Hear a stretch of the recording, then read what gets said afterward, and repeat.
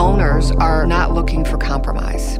They want a vehicle that meets all their needs, and their needs are everything from great styling, great acceleration, to not using gasoline, to the latest advances in safety technology.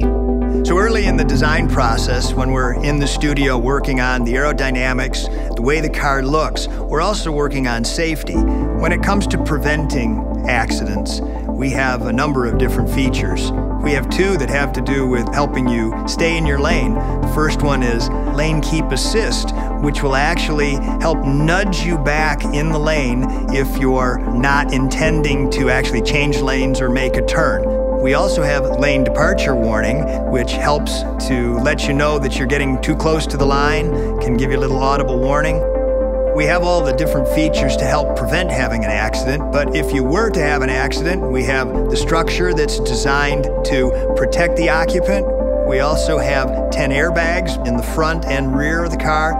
And if you still have an accident, we have OnStar that will respond by calling to see if you're okay, and if not, send help.